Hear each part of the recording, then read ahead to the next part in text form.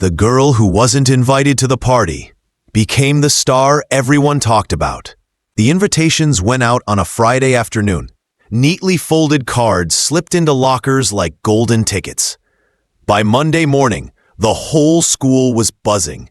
Madison Hayes, the most popular girl in 11th grade, was throwing her birthday party, and everyone who mattered was invited.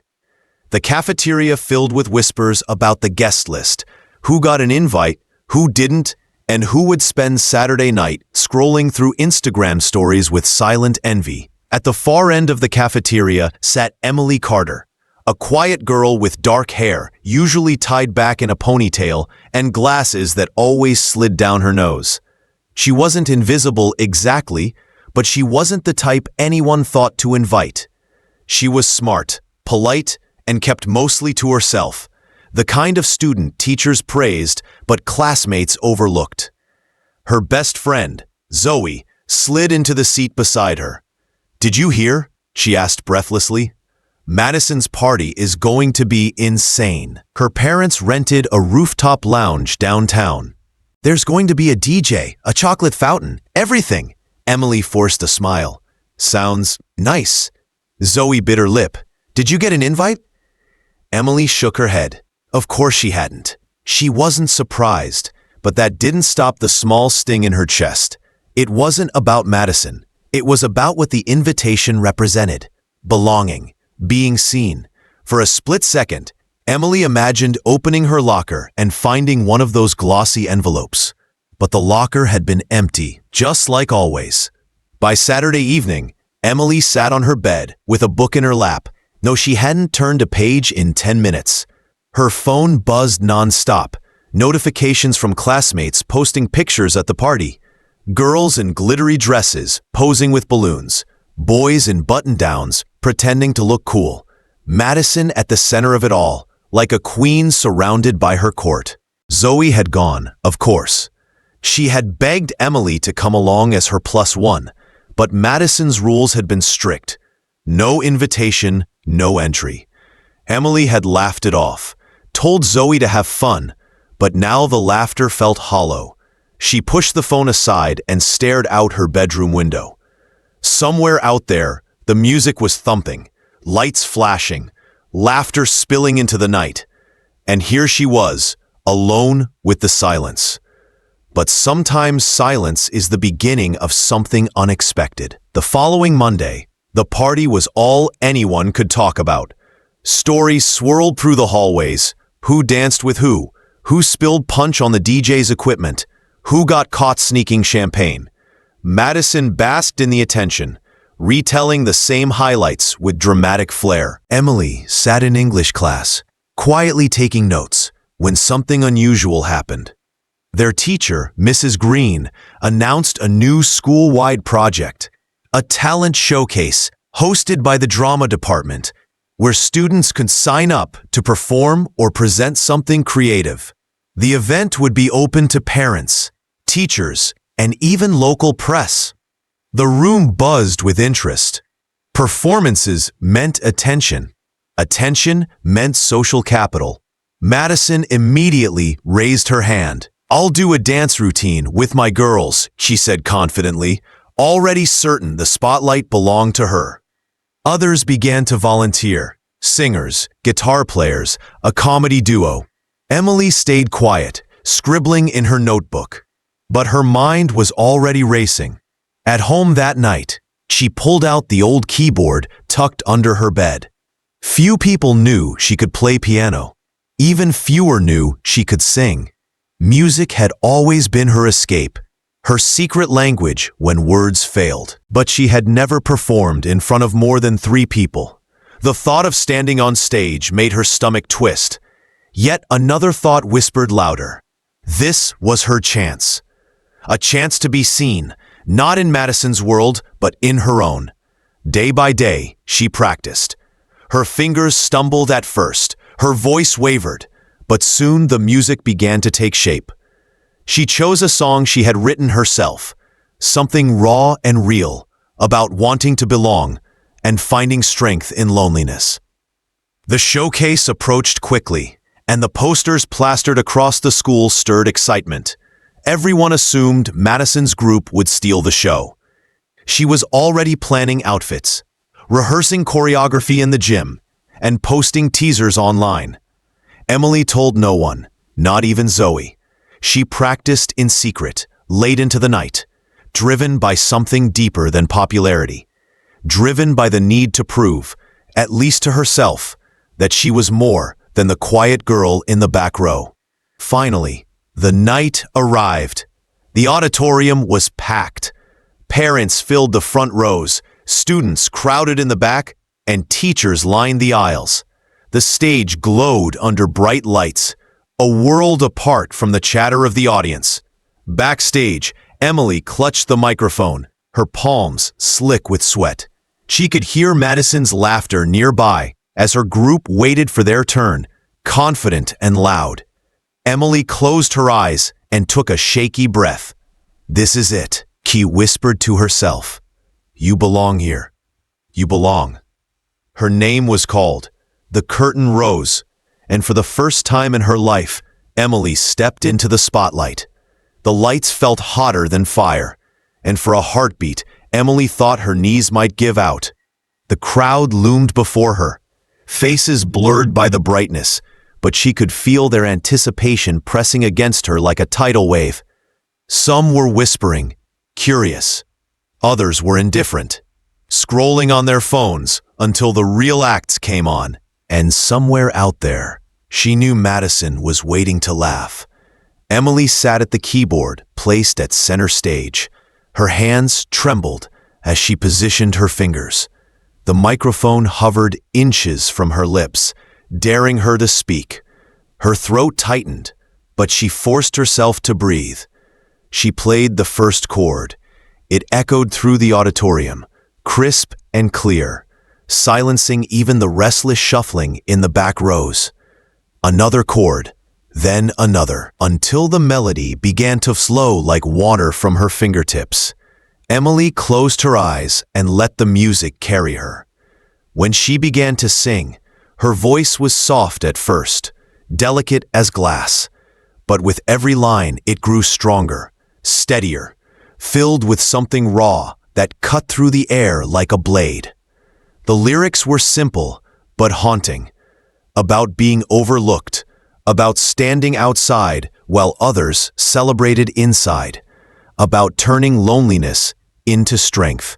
It was a song born of Saturday nights, staring at the ceiling while the world partied without her.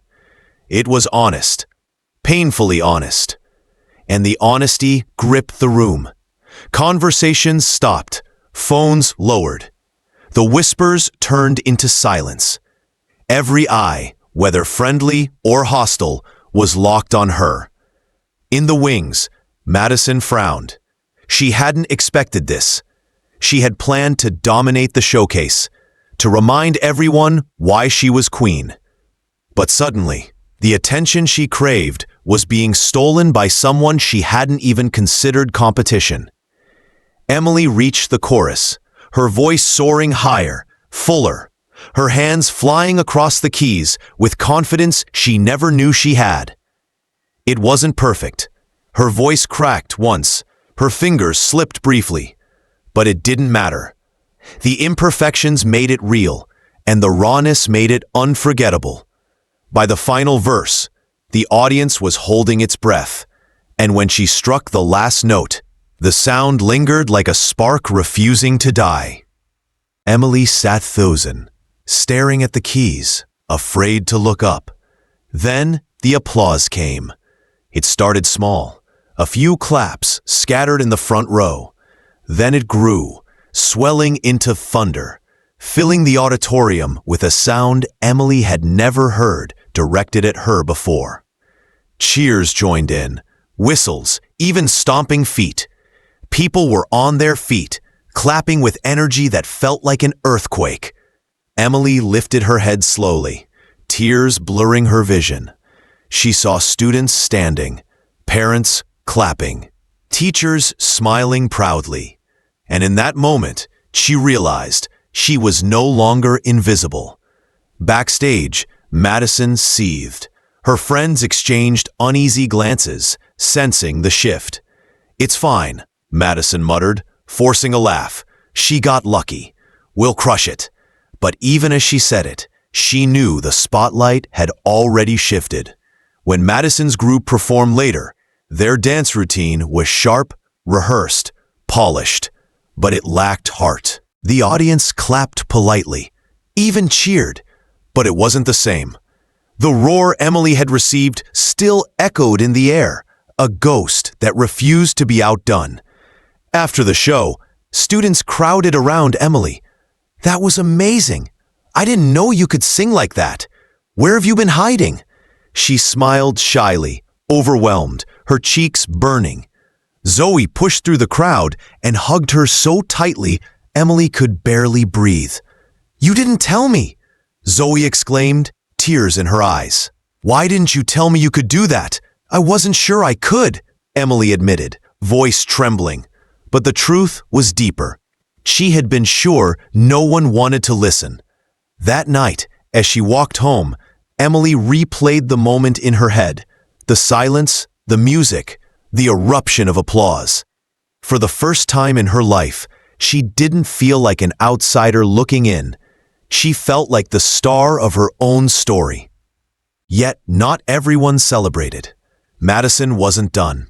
The next morning, whispers spread through the hallways. Madison claimed Emily had been coached by a professional, that she must have cheated somehow, that the applause had been sympathy for a girl who didn't belong. Emily overheard fragments of the gossip, her stomach twisting. The old self-doubt returned, tugging at her like chains. Was she really good, or had she just imagined it? But then her phone buzzed. A message from an unknown number. "Your performance was incredible. We're hosting a local music showcase next month. Would you consider performing?"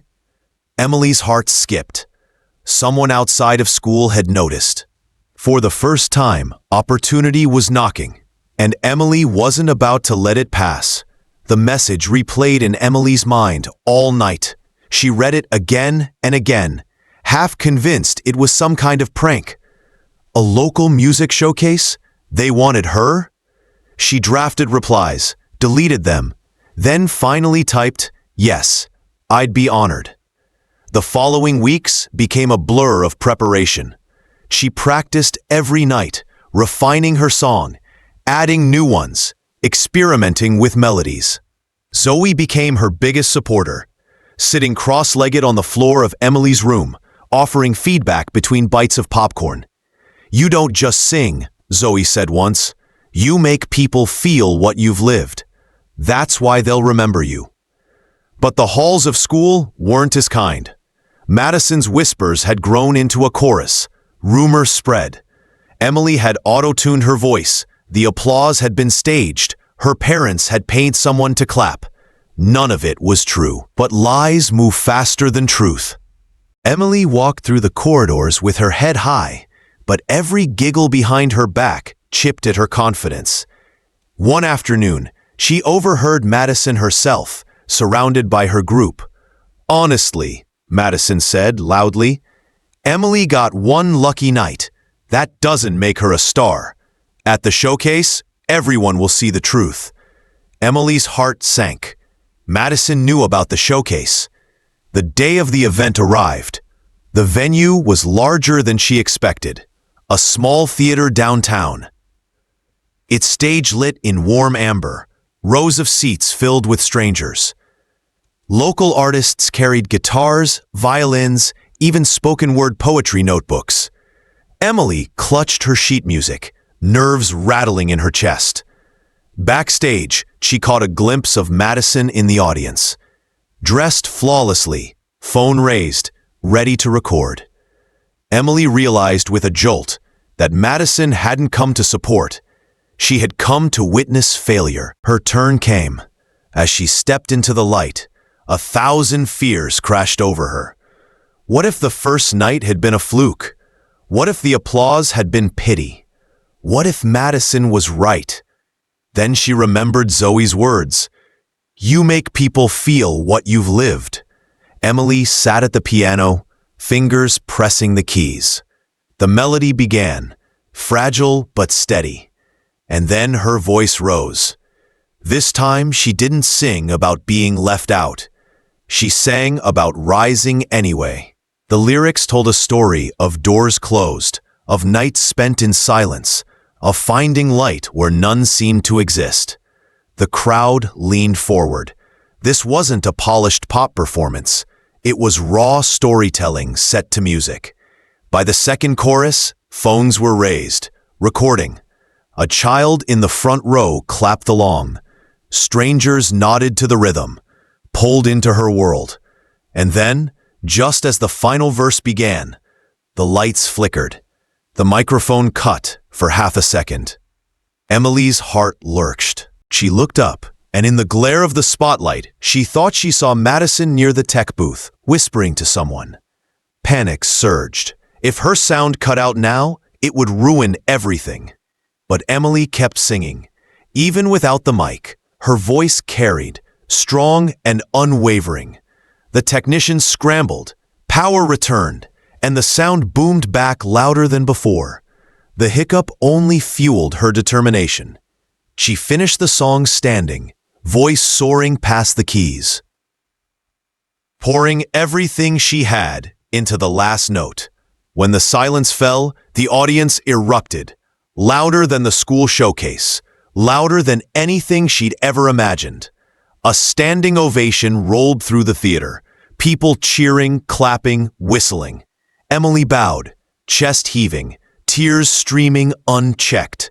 Backstage, the event organizer rushed up to her. That was extraordinary. You don't just have talent, you have presence. We'd love to feature you again next month. And I have contacts who'd want to hear you. Emily nodded numbly, overwhelmed. For the first time, she believed it. She wasn't invisible anymore. Later, as she exited into the cool night air, Madison intercepted her by the doors. Her smile was sharp, but her eyes betrayed a flicker of unease. "Don't get used to it," Madison said, voice dripping with false sweetness. "One good show doesn't make you special." Emily met her gaze, calm and steady. Neither does throwing parties. For the first time, Madison didn't have a comeback. Zoe linked arms with Emily as they walked away, laughter spilling between them. The city lights glowed brighter than ever, and Emily felt something she had never felt before. Not just belonging, but momentum. This was only the beginning. Opportunities multiplied faster than Emily could process. The video from the local showcase went viral within days. Clips of her singing spread across Instagram and TikTok, drawing comments like, "This girl sings with her soul," and "Why isn't she famous yet?" By the end of the week, she had over 10,000 new followers. Strangers who resonated with her story of exclusion, resilience, and finding strength. At school, the atmosphere shifted dramatically. Students who had barely acknowledged her existence before now stopped her in the halls. Some asked for selfies. Others wanted to know if she'd be performing again. Zoe joked that she needed sunglasses just to walk to class. But admiration brought jealousy, and Madison's resentment grew sharper. She launched new rumors, claims that Emily was only chasing sympathy, that her poor little outsider image was fake, that she was manipulating everyone with sob stories. For the first time, though, the lies didn't stick. People had seen the rawness of Emily's talent with their own eyes. Madison's words slid off like rain on glass. One afternoon, Emily was called to the principal's office. Nervous, she walked in to find not just the principal, but also two well-dressed representatives from a regional talent agency. They had seen her video, they explained, and were interested in signing her for a series of performances. Starting with a televised competition, Emily blinked, stunned. "Me? On television?" "Yes," one of them said. "Your story resonates. People love an underdog. But more than that, your voice, your authenticity makes people feel. The offer was dizzying. A part of her wanted to jump up and scream yes, but another part trembled. Was she ready for something so big? That night, she sat at her piano, fingers hovering over the keys, the weight of choice pressing on her. Zoe sat across from her, serious for once. You've spent years thinking you weren't good enough. Now the world is telling you that you are. Don't waste that chance. Emily closed her eyes. She remembered sitting in her bedroom while the party roared somewhere else. She remembered the sting of being left out, the loneliness. And then she remembered the applause, the way it felt to finally be seen. The next morning, she said yes. The weeks that followed were relentless. Rehearsals, interviews, costume fittings, long hours under hot stage lights. Emily sometimes collapsed into bed with aching muscles and a spinning head. But every time she stepped on stage, she found new strength. Her voice grew bolder, her presence sharper. The televised competition aired on a Friday night. Her school gathered in living rooms across town to watch. Teachers, parents, even classmates who had once mocked her sat glued to their screens. Backstage, Emily shook with nerves. The producers whispered about Madison, yes, Madison, who had also auditioned and secured a spot. Of course she had. She strutted around in glittering outfits, certain she would dominate. When Emily's turn came, the stage looked like something from a dream. Spotlights sweeping, cameras rolling, a live audience roaring. She took a breath and began to sing. This time, her song wasn't just about loneliness. It was about transformation, about taking pain and turning it into fire. Her voice soared, unshaken, filling the airwaves. When the final note faded, silence fell for a heartbeat. Then, thunderous applause, cheers so loud they drowned out everything else. Judges praised her not just for her voice, but for her honesty, her ability to connect. Madison performed later, her dance routine immaculate, but hollow. Compared side by side, the difference was undeniable. One dazzled, the other moved, and the audience chose movement over glitter. By the end of the episode, a vocal minority demanded proof. Emily read too many of them, felt old doubts lick at the edges of her confidence, and shut her phone. Zoe barged in with a backpack and a look that meant a plan. Ignore the noise. We work. Tonight, you go live. No filters, no excuses, one take. They set up in the living room with a single lamp and the battered keyboard. Emily hit go live.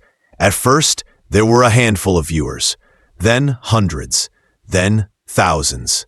She sang the television song once, then again with the bridge altered, speaking the new lines straight into the lens. You can cut my mic, but you can't cut my meaning. You can doubt my voice, but not my living. The chat flooded with hearts, with apologies from strangers who had believed the rumor. When she ended the stream, the gossip account posted a retraction.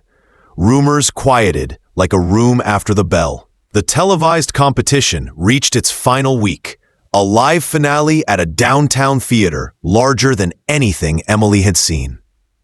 Banners stretched across the street. News vans idled at the curb. Inside, a symphony of cables, earpieces, and countdown clocks ticked toward the broadcast.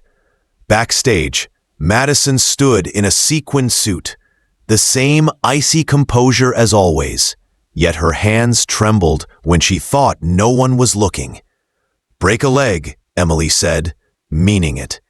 Madison blinked, surprised by the sincerity, and nodded once. "You too." Producers outlined the stakes. The winner would headline a charity concert and receive a development deal. The runner-up would still appear on the tour. Both would perform originals.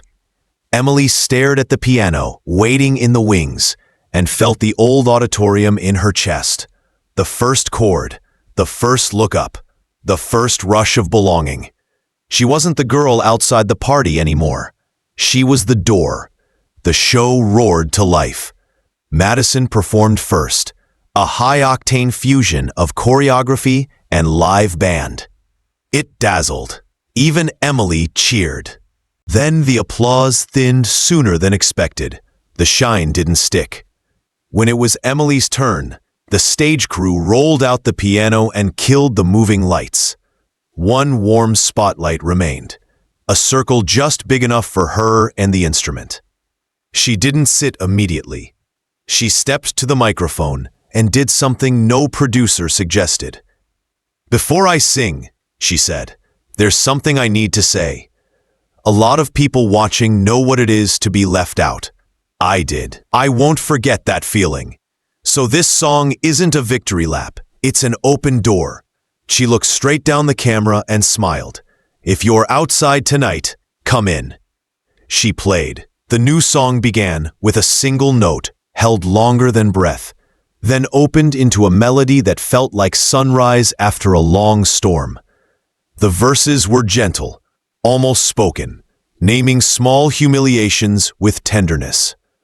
The locker that never held an invitation, the phone lighting up with other people's joy, the weekends measuring silence. The chorus refused bitterness. It offered a bench at her table. It offered light. Halfway through, she signaled the band to stay silent and lifted her hands from the keys. The theater held its breath. Emily sang the bridge a cappella. Her voice, unarmored by accompaniment, filled the hall with a clarity that landed in the back row and the bones. A Steadicam drifted close. Millions saw a girl who wasn't asking anymore. She was giving. The final note rang and kept ringing in the mind. The audience stood as if pulled to their feet by a string. Judges wiped their eyes. The host tried to speak and failed, then laughed and tried again. Social feeds detonated. Backstage, Madison waited near the curtain, jaw tight. When Emily stepped off, they faced each other with all the noise of the world roaring 10 feet away. Madison exhaled. "You're going to win." Emily shook her head. "Tonight isn't about that." Madison looked down, finally letting a crack show. "I was cruel. I wanted to keep the door shut because I thought the light was scarce." "It isn't," Emily said, and meant it more than she knew she could. "Come to the charity concert. Perform with me. No gatekeepers." For the first time, Madison's smile reached her eyes. "If you mean it, I will." The results were announced minutes later. Emily won. The theater rolled into a single wave of sound, while confetti burst like captured constellations. She stood center stage, breathless, clutching the microphone as the host asked for words. "I want to thank the people who didn't invite me," she said, not unkindly. The audience laughed. She continued, "You taught me to build a bigger room." A month later, the charity concert filled the rooftop lounge downtown, the same kind of view that once glittered above her loneliness. Now strings of warm bulbs crisscrossed the sky, and the city hummed below like a held note. Emily opened the night with the song that started everything. Then she surprised the crowd by introducing her second guest after Zoe. "Please welcome someone who showed up even when it was hard." Madison walked out to a murmur that turned into applause. They performed a duet Emily had written for two voices that once fought over the same light. The harmony wasn't perfect. It was better. It was honest. After the encore, Emily slipped to the edge of the roof and looked over the city that had once felt like an ocean she couldn't cross. Zoe joined her, bumping her shoulder. "You did it," Zoe said. "We did it," Emily answered. She pulled out her phone and opened a drafted invitation. It wasn't for a party. It was for an open mic night at the school auditorium. Free, no lists, no velvet rope, no velvet anything. "Think people will come?" "They already have," Zoe said, nodding to the crowd. "Students, parents, teachers, strangers. The rumor of a new kind of room was spreading. Emily sent the invitation. Across the city, phones lit. Somewhere, a quiet girl looked up from a silent Saturday and felt a door unlatch. She looked out at the city and promised herself to keep the door open for anyone standing outside in the quiet. No more closed rooms, ever. And that's how the girl who wasn't invited built a stage that welcomed everyone. If her journey inspired you, share this video, subscribe for more powerful stories, and let us know in the comments, what door would you open for others?